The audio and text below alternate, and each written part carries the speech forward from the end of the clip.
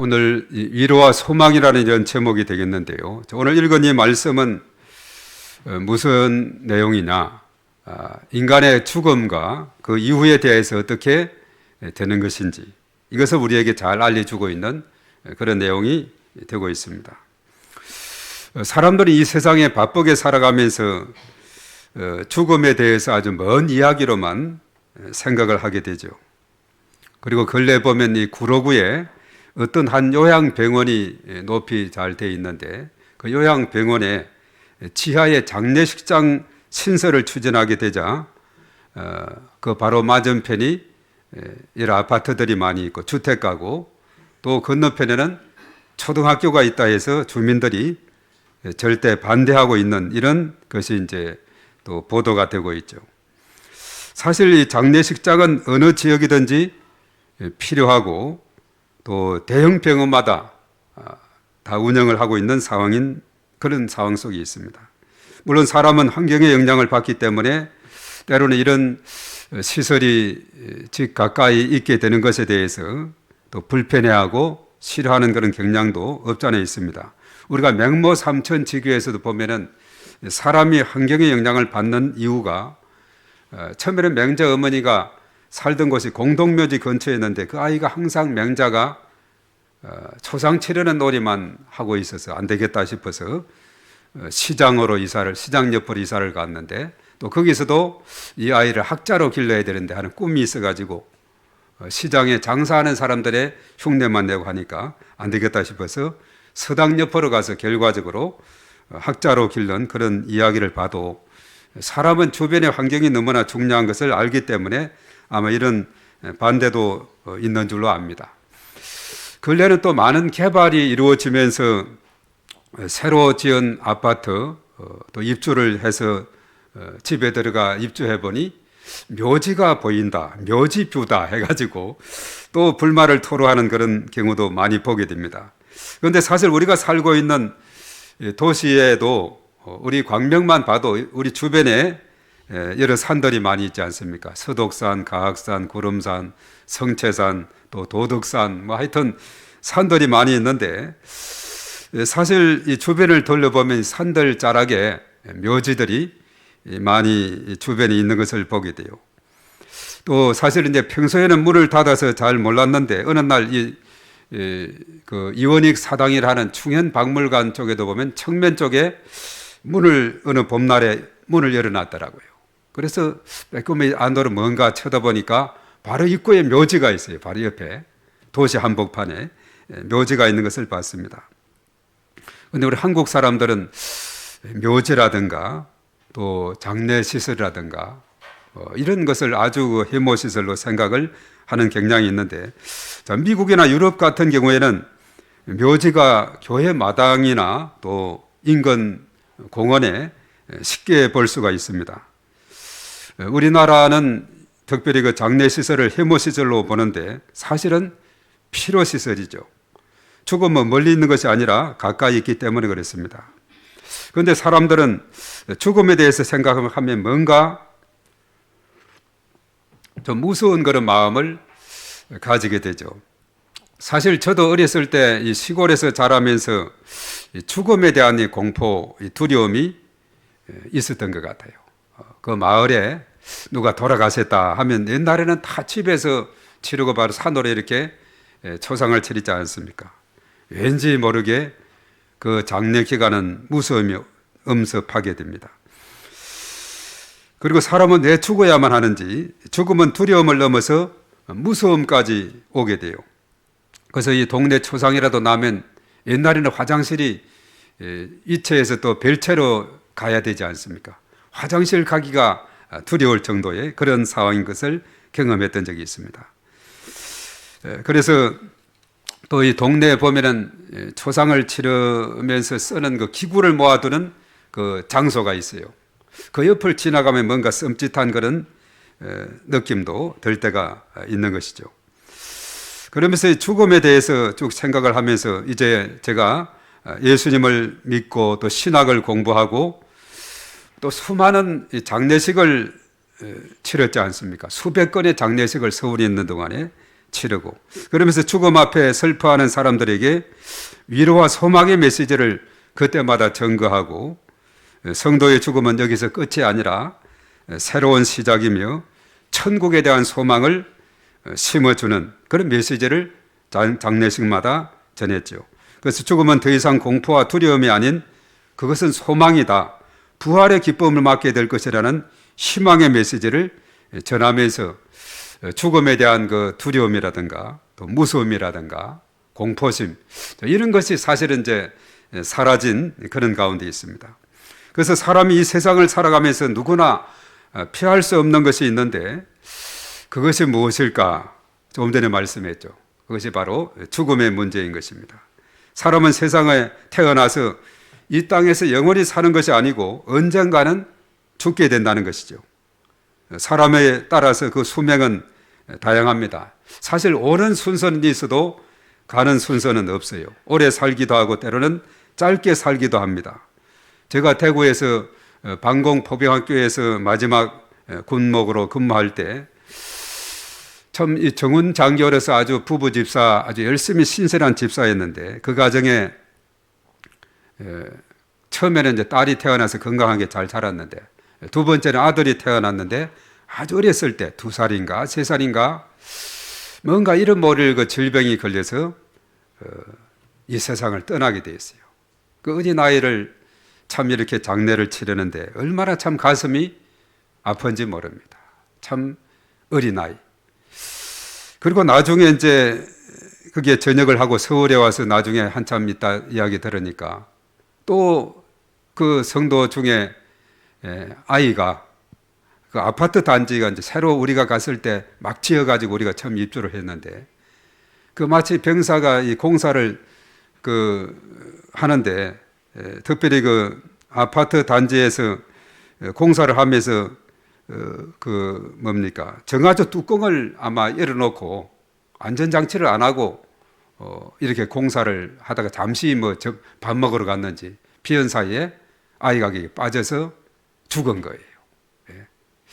그 당시 아주 어린 아이였는데 그것도 그저 그냥 뛰어다닐 정도의 그런 이야기를 들으면서 너무나도 참 서글프더라고요. 참 아주 답답한 그런 마음을 가졌어요.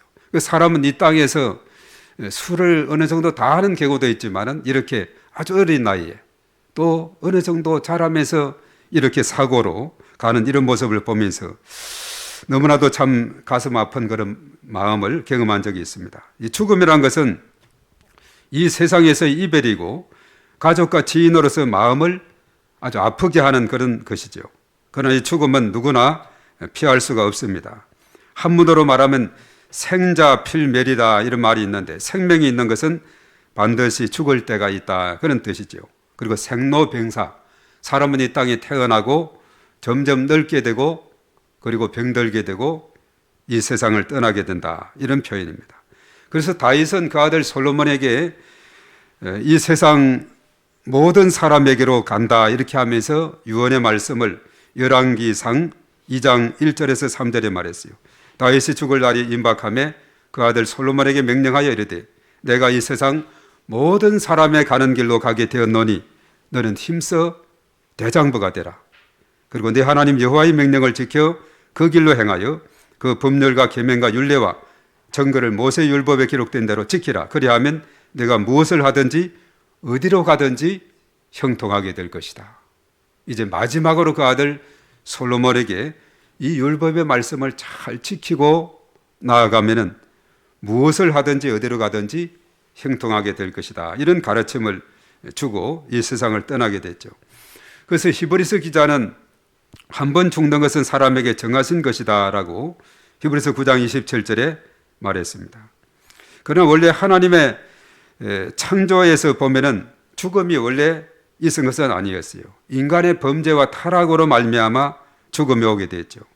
인간이 하나님께 불순종의 죄를 지어서 하나님을 떠나게 되었고 죄 아래 놓였고 사단의 지배 아래 놓이게 되었음을 우리가 보게 되죠. 그래서 창세기 3장 6절 불순종의 죄가 죽음을 가져오게 되었어요. 그래서 창세기 3장 19절은 내가 흙으로 돌아갈 때까지 얼굴에 땀을 흘려야 먹을 것을 먹으리니 내가 그것에서 치함을 입었음이라. 너는 흙이니 흙으로 돌아갈 것이니라 이렇게 말했어요. 우리가 창세기 2장 7절에 보면은 하나님께서 인간을 창조하실 때는 흙으로 사람을 빚어사 그리고 그게 생기를 후 불어넣자 생명이 되었다 이렇게 말했죠. 그래서 사람이 생명이 되었다. 하나님의 영이 있게 된 거예요. 그래서 바울은 사람을 영과 혼과 몸으로 구성이 됐다 이렇게 말하고 있어요. 그래서 몸은 원래는 흙으로 지음을 받았고 그리고 하나님의 영을 후 불어넣어서 생명이 되었다 이렇게 말씀을 하고 있습니다. 자, 오늘 이 말씀은 하나님의 창조의 작품으로 탄생한 인간이 이 세상을 살아가면서 중요한 문제인 죽음과 그 이후의 삶에 대해서 우리에게 너무나도 잘 가르쳐 주고 있습니다. 그래서 사실 오늘 이 본문의 말씀은 장례식을 치르면서 거의 빠지지 않고 읽혀지는 그런 본문 말씀이 되고 있어요. 왜냐하면 이 말씀은 큰 슬픔 중에 있는 사람에게 위로의 메시지가 되고 또 소망의 메시지가 되는 중요한 그런 내용이기 때문에 이 말씀이 읽혀지고 있죠. 자, 여기에서 우리가 생각할 것은 뭐냐면 첫째로 죽음은 두 가지 종류가 있다는 것을 우리가 생각해야 돼요. 첫째는 뭐냐? 육체적인 죽음이 있고 그 다음은 영적인 죽음이 있다 이렇게 말하고 있어요. 사람들은 흔히 육체적인 죽음만을 생각하며 죽으면 모든 것이 끝난다고 생각해서 죽음을 두려워하고 슬퍼합니다. 물론 사람의 죽음은 가족이나 가까운 지인으로서 슬퍼하게 되죠. 나이가 많고 적음과 상관없이 누구나 죽음 앞에서는 슬퍼할 수밖에 없는 것이 인지상정이다 이렇게 말하게 돼요. 그것이 살아있는 사람에게 도리일 수밖에 없는 것이죠. 그런데 사람은 육체의 죽음으로만 끝나는 것이 아니고 영적인 죽음이 있다는 것, 이것을 우리가 깨달아야 됩니다. 하나님께서 인간 창조 때 그랬죠. 흙으로 지으시고 생기를 불어넣어서 하나님의 영을 불어넣어서 생명이 됐다 그랬죠. 그래서 사람은 이 세상에 살아가는 동안에 영이 육신에 거하면서 존재하게 되는 겁니다. 육신의 몸을 입고 그 안에 영혼이 존재하게 되는 거죠. 그래서 타락한 인간의 죽음은 결과적으로 흙으로 돌아갈 수밖에, 너는 흙이니 흙으로 돌아간다 했듯이 흙으로 돌아가게 돼요. 그런데 영은 여전히 살아 있습니다. 이렇게 육체에서 영이 분리되는 것, 이것이 바로 육체의 죽음이다 이렇게 말해야 돼요. 육체와 영이 분리되는 것이 죽음이다 이렇게 정의하는데, 이것은 우리가 사도행전 5장 그 말씀에 아나니아와 삽비라 부부의 죽음에 대한 이야기가 나오죠. 5장 5절에 보면 아나니아가 이 말을 듣고 엎드러져 혼이 떠나니 이 일을 듣는 사람이 다 크게 두려워하니라. 바로 영혼과 몸이 분리되는 것이 죽음이다 그렇게 말해요. 그 사실을 모르고 또 나중에 그 아내가 돌아오는데 10절에 보니까 곧 그가 베드로의 발 앞에 엎드려져 혼이 떠나는지라 젊은 사람들이 들어와 죽은 것을 보고 메어다가 그의 남편 곁에 장사하니, 아나니아 삽비라가 그의 죽음에 대해서 이렇게 표현할 때 바로 혼이 떠났다, 육에서 떠났다 이렇게 표현을 하고 있죠. 이 육체적인 죽음은 차별 없이 타락한 모든 사람에게 주어지는 죽음입니다. 악한 자나 어려운 자나 누구든지 다 죽으며 우리 성도들도 이 육체적인 죽음을 면할 수가 없는 것이죠. 그런데 이제 중요한 것은 뭐냐? 육체의 죽음과는 달리 하나님으로부터 영원한 분리, 그래서 불과 유황으로 타는 못, 그것이 바로 지옥이죠. 지옥에 던져지는 둘째 사망이라는 것이 있는데 요한계시록 21장 8절에 둘째 사망을 맞이하는 자가 누군가 8가지로 언급하고 있어요.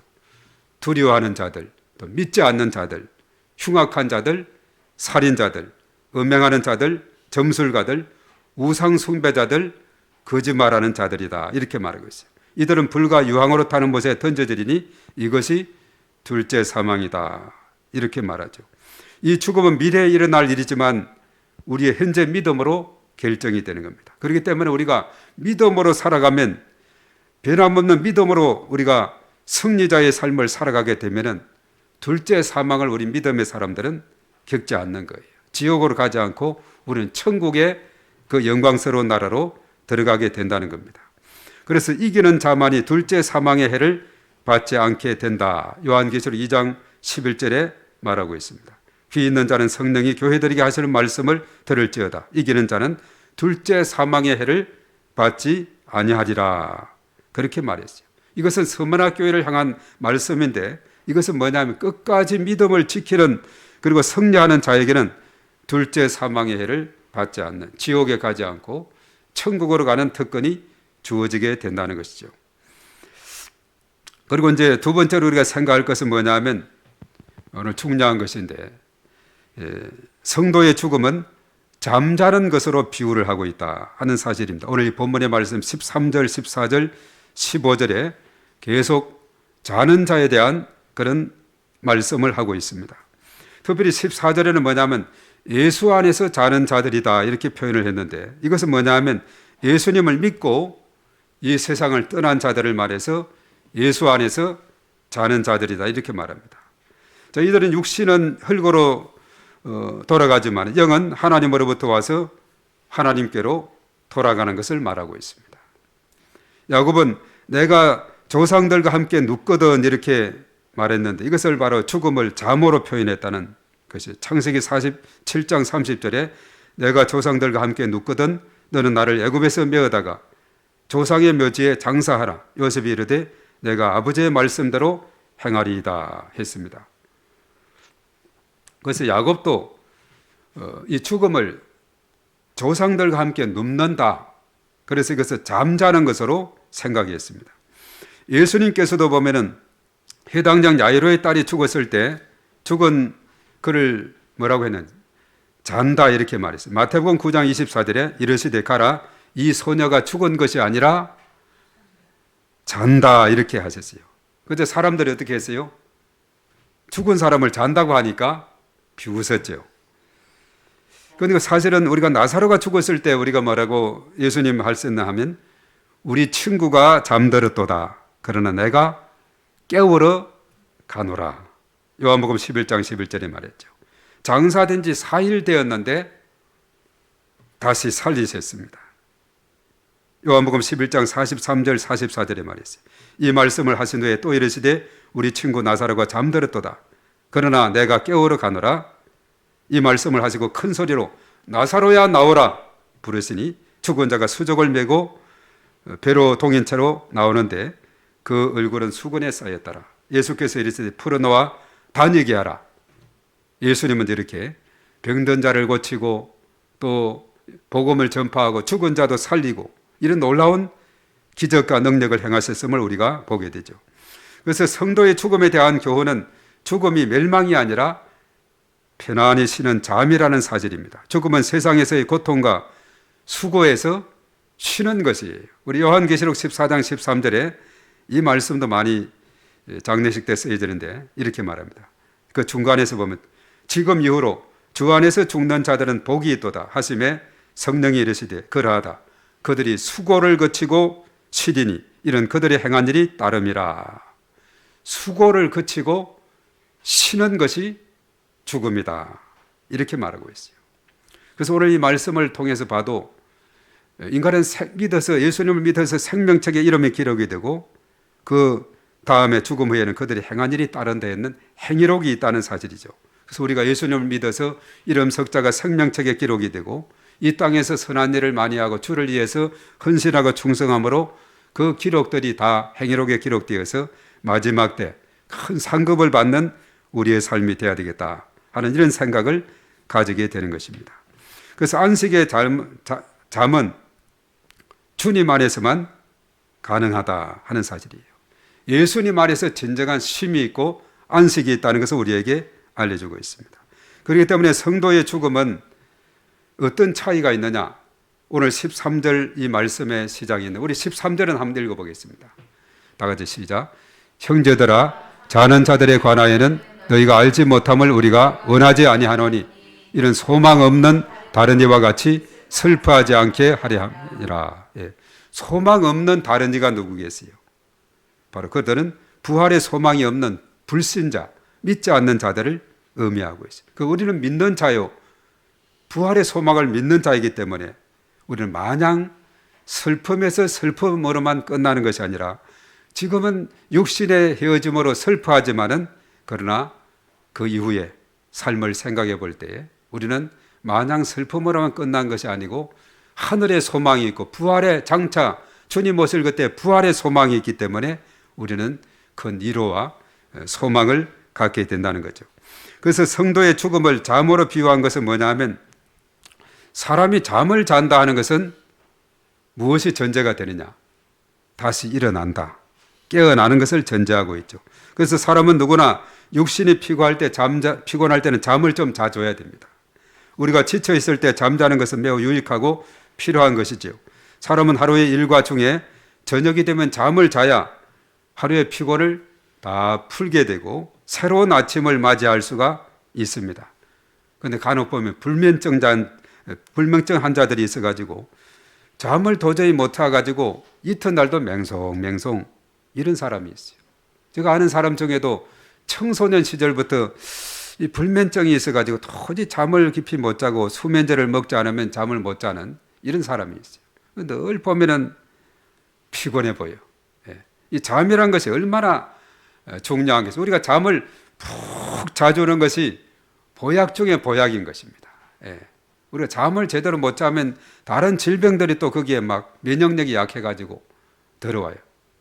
그래서 이 잠을 잘 자는 것은, 그래서 하나님은 사랑하는 자에게 잠을 주시는도다. 그래서 어떤 분은 교회 와서 예배 시간에 또 잠을 자는 사람도 간혹 있죠. 근데 설교 딱 끝나면 탁 깨어나는 이런 사람도 있는데, 하여튼 하나님은 사랑하는 자들에게 잠을 주신다, 이렇게 했습니다. 이 잠이라는 것이 얼마나 우리에게 유익한 건지 모릅니다. 그래서 저녁에 잠을 잘 때는 아침에 일어난다는 희망이 있습니다. 저 같은 경우는 잠을 잘 때 꼭 이제 알람을 설정해요. 새벽 예배를 위해서. 딱 그 시간이 되면 띵뚱띵뚱띵뚱 하면 일어나게 되죠. 그것을 설정 안 하면 깊이 그냥 자버리고 말아요. 어떤 때는 그것이 소리가 안 나가지고, 전에 시교를 했을 때는 이거 어떻게 소리가 안 나가지고 제가 간혹 못 나와서 미리 우리 집사님들이 전화해서 내려온 적도 있었는데, 요즘은 그냥 휴대폰에 딱 해놓으니까 이건 정확해요. 그냥 막 소리를 이렇게 딱 하는데, 아침에 깨어난다는 희망을 가지고 우리가 잠을 자게 되는 것이죠.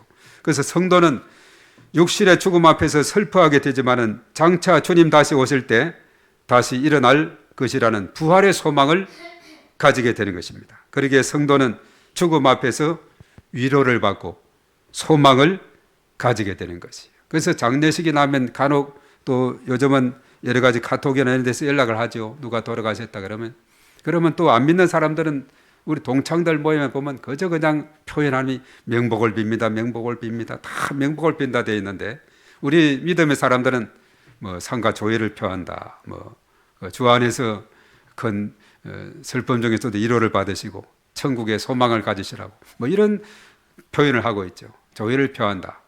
안 믿는 사람들은 그냥 명복을 빈다, 이렇게 이제 표현을 많이 쓰는데, 우리는 얼마든지 그 슬픔 중에서도 뭔가 말할 수 있는 소망이 있어요. 부활의 소망, 천국에 대한 소망을 심어줄 수 있게 되는 것이죠. 죽음은 지금 이별한 모든 사랑하는 가족과 지인들도 미래에 다시 만나는 소망이 있기 때문에 지금은 슬퍼하지만은, 큰 슬픔이 왔지만은 위로와 소망을 가지게 된다 하는 것을 우리에게 알려주고 있습니다. 오늘 이 말씀은 그것을 우리에게 잘 깨우쳐주고 있어요. 오늘 그림을 하나 딱 한 개 오늘 있는데, 넌센스 퀴즈입니다. 그림을 하나 띄워주시기 바랍니다. 저것을 답을 다는 것이 오늘 퀴즈인데, 자, 맨 왼쪽에는 뭐가 있어요? 사람의 위를 그렸어요. 위가 이렇게 왼쪽으로 이렇게 쳐져 있다 그래요. 그래 누가 그럽니다. 사람이 잠들 때 오른쪽으로 누는 것보다 왼쪽으로 누워주는 것이 위가 편안하고 좋다. 그런 이야기를 하더라고요. 그게 맞는 말이에요. 위 내시경 할 때도 항상 왼쪽으로 누워라 그러잖아요. 그러면 이제 바로 내시경을 저렇게 하도록 왼쪽 위가 있어요. 자, 오른쪽에는 뭐가 있습니까?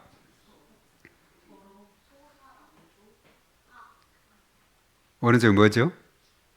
이 오른쪽에 저 무슨 표시예요? 인터체인지 같은 데 보면 도로, 체인지니까 그것은 도로를 의미하고 있죠.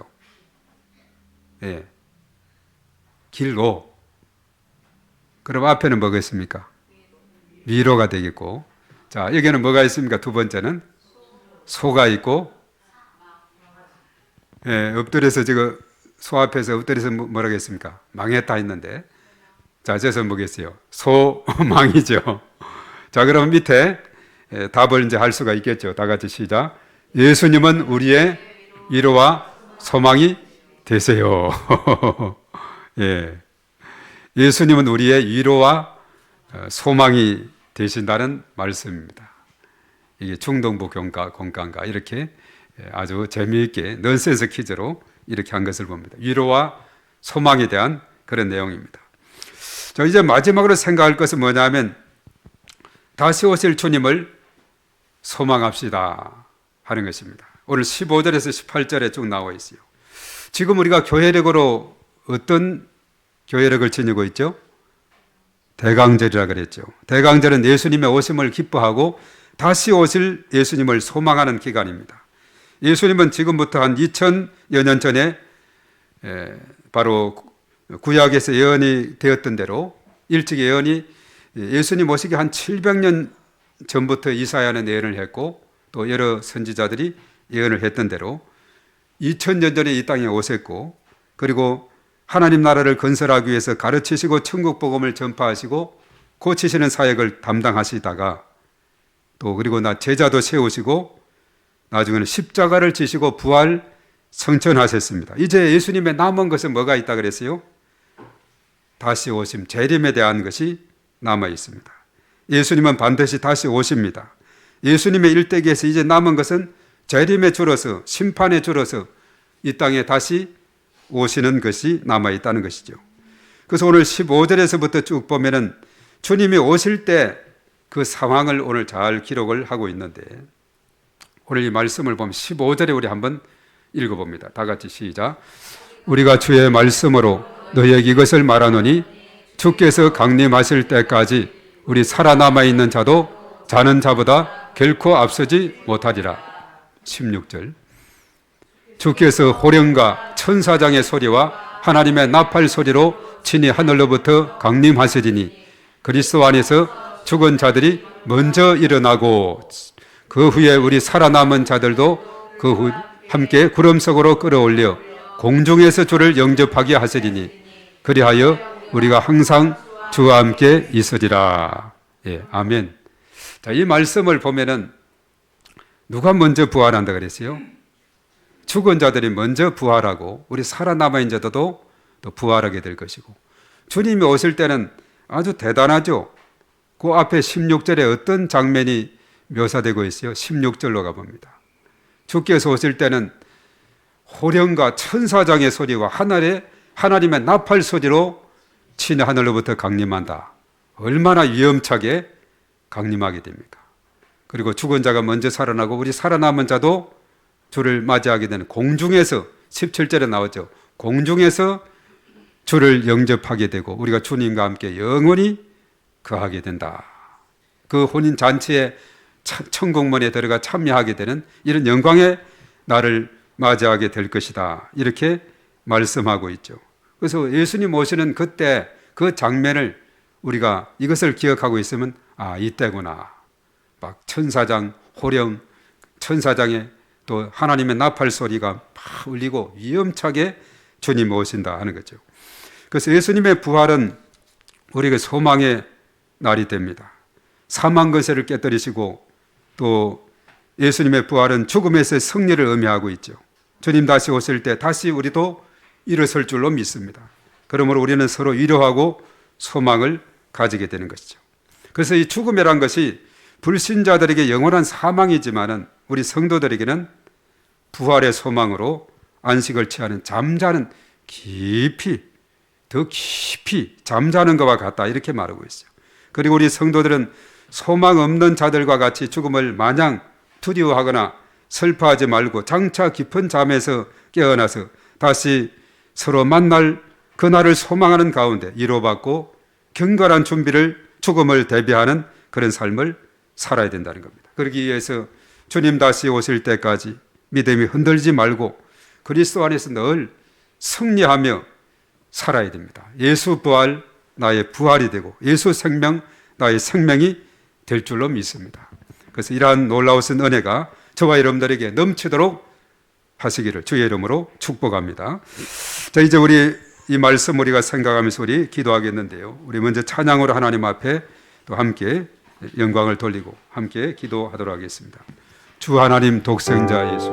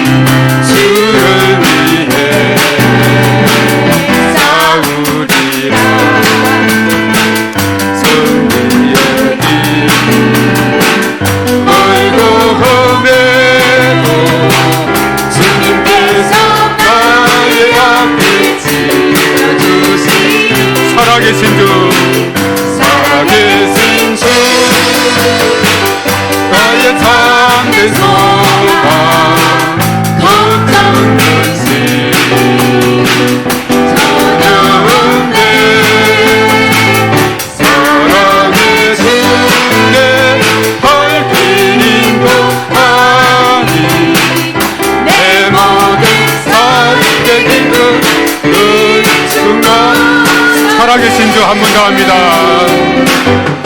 살아계신 주 나의 참된 소망 걱정 근심 전혀 없네. 사랑의 주내 밝힌 인도하니 내 모든 삶의 기쁨 늘 충만하네.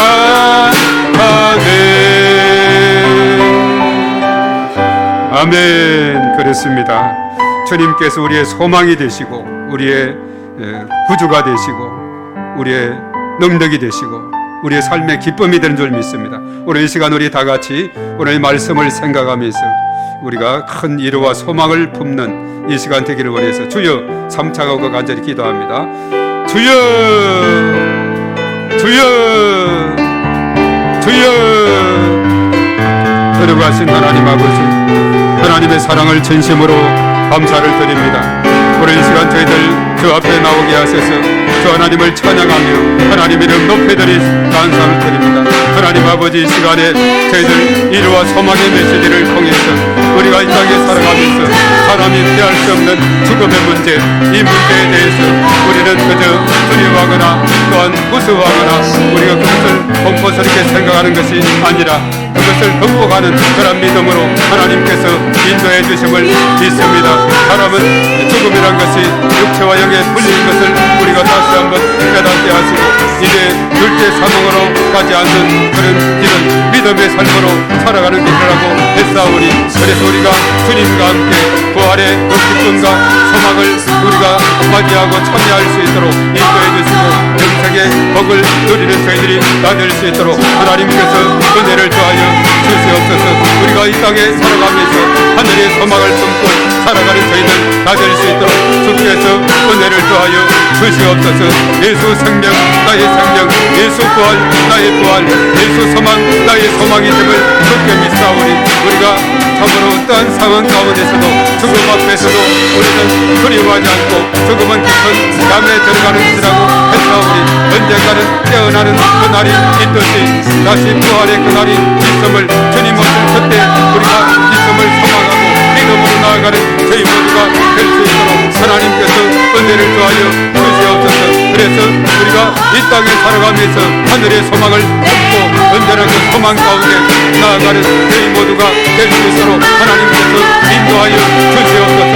오 주여 미사오니 주여 도와주시옵소서. 그 시간으로 아버지 하나님께서 역사하여 주시옵기만을 주여 간절히 바라옵고 원하옵나이다. 죽음 앞에서도 우리가 위로와 소망의 말씀을 굳게 붙잡고 우리가 담대하게 강하게 승리하며 나가는 저희 모두가 될 수 있도록 하나님께서 인도하여 주시옵기만을 주여 간절히 바라옵고 원하옵나이다. 오 주여 믿사오니 주께서 하신 권능으로 아버지 하나님께서 은혜를 더하여 주시옵소서. 충만케 하여 주시옵소서. 주여 믿습니다. 주님 도와주시옵소서. 존귀하신 하나님 아버지, 우리가 이 땅에 살아가면서 누구나 피할 수 없는 이 세상 모든 사람의 가는 길이 죽음이라고 했습니다. 그러나 죽음은 두려움이나 공포의 대상이 아니라 참으로 누구나 맞게 되는데 우리 믿음의 사람들은 장차 부활의 소망을 품고 주님 오시는 그때 다시 주님을 공중에서 맞이하며 주님과 함께 영원히 거하는 천국에 대한 소망을 가지고 우리가 이 믿음으로 위로받고 소망받는 저희 모두가 될 수 있도록 하나님께서 인도하여 주시옵소서.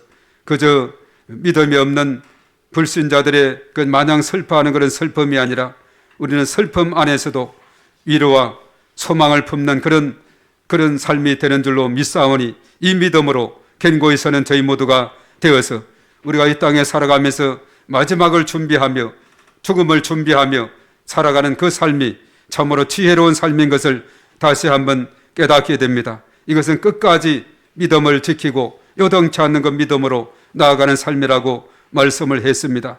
이 말씀대로 우리가 살아가면서 굳센 믿음으로 나아가는 저희 모두가 되어서 우리의 미래가 소망이요 또한 희망이요 기쁨이 되는 그런 놀라운 역사가 일어나게 도와 주시옵소서. 그리고 마지막 때 생명책 또한 행위록이 있음을 깨닫고 우리가 살아있는 동안에 힘이 있을 때 우리의 힘과 정성과 우리의 모든 것을 다해서 하나님 앞에 헌신하며 충성을 다하는 저희들이 다 되어서 마지막 때 착하고 충성된 종이라고 그리고 칭찬받는 저희 모두가 되게 하시고 하늘의 큰 상급을 받는 저희 모두가 될 수 있도록 하나님께서 은혜를 베풀어 주시옵소서.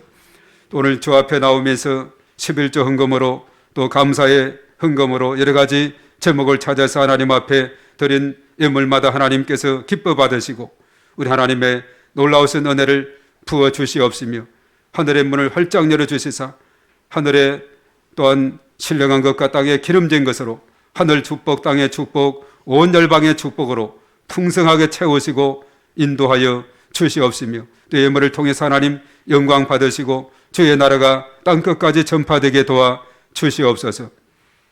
또 몸된 교회를 위해서 이름 없이 빛도 없이 수고하고 헌신하고 충성하는 모든 심령 일일이 다 기어가시고 가정 자녀손 또한 범사의 모든 삶 가운데 하나님께서 한량없는 은혜를 부어주시고 축복하여 주시옵소서.